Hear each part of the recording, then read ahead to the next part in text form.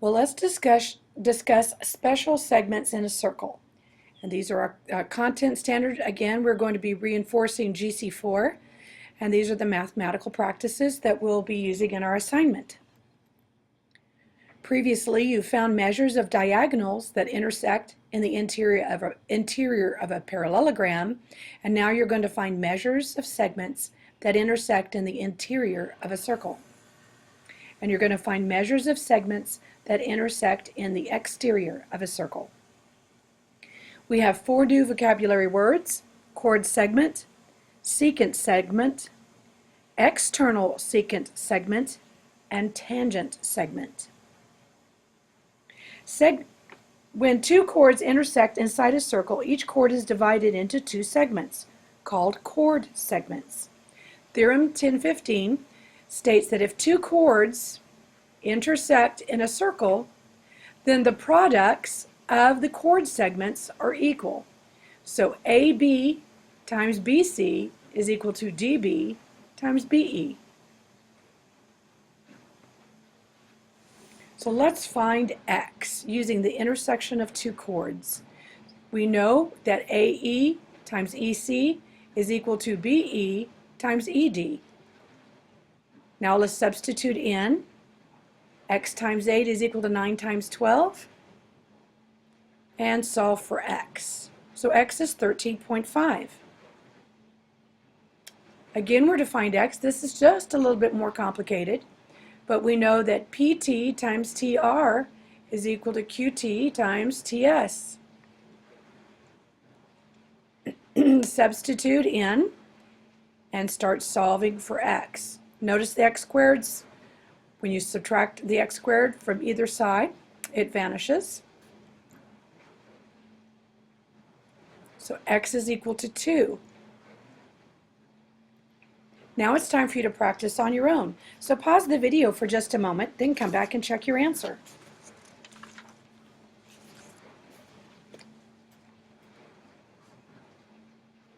So we know that X times 5 is equal to 8 times 10. So 5X is equal to 80. X is 16. You did so well. Let's try again. Pause the video and come back and check your answer. So X times X plus 20 is equal to X plus 8 times X plus 4. We're going to have to FOIL this one, okay, and then solve for X. X is equal to 4. Now we can use this in a real-world application. Biologists often examine organisms under microscopes. The circle represents the field of view under the microscope with a diameter of 2 millimeters. Determine the length of the organism if it is located 2,500 millimeters from the bottom of the field of view and round to the nearest hundredth.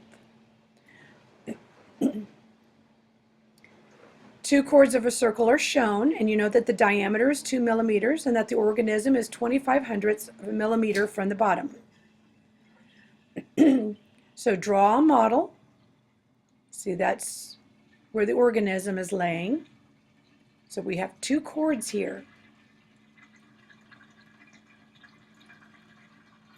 The measure of EB is equal to 2 minus 2,500ths, or 1 7500ths millimeters. Segment products and substitute in. We get X squared is equal, okay, now we need to take the square root of both sides. We get an approximation. Rounded to the nearest hundredth. So the length of the organism is 6,600 millimeters. You can check this by using the Pythagorean theorem. You can check on the triangle that is formed and part of the diameter. This is the side opposite the right angle, so this is the hypotenuse. Is 1 squared, is it equal, or approximately 1 squared, is it equal to 7,500ths squared plus 6,600ths squared?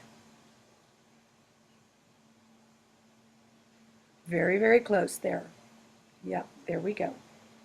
Now it's time to check your progress. So pause the video and work the problem, and then you can come back and check your answer. Did you get 10 feet? This is the diameter, so you know the radius is 6. So 6 times 6 is equal to 2 times x. We don't know what the other part is. So x is 18. So if x is 18, 18 plus 2 is 20, and half of that would be 10. That would be the radius. A secant segment is a segment line that has exactly one endpoint on the circle. A secant segment that lies in the exterior of the circle is called the external secant segment.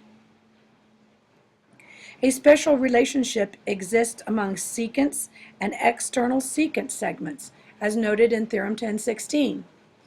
If two secants intersect in the exterior of a circle, then the product of the measures of one secant segment and its external secant segment is equal to the product of the measures of the other secant and its external secant segment. So we're saying this entire portion, this entire segment, times just the external secant segment is equal to this entire secant times its external secant segment. So we're to find x.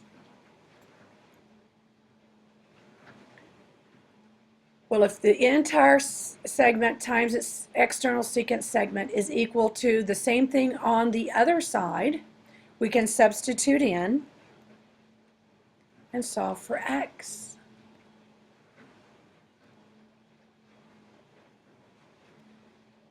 Okay, let's try it on our own. So pause the video, work the problem, then come back and check your answer. I got 26. I set mine up 25 times 27 plus 25 is equal to x times 24 plus x. So then I end up with 1300 is equal to 24x plus x squared.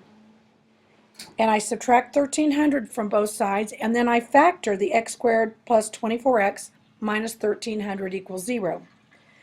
The factors of 1300, that the difference would be 24, are 26 and 50.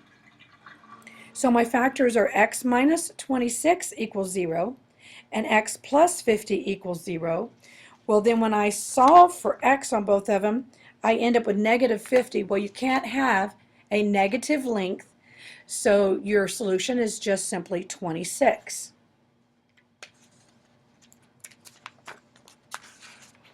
An equation similar to the one in Theorem 1016 can be used when a secant and a tangent intersect outside a circle.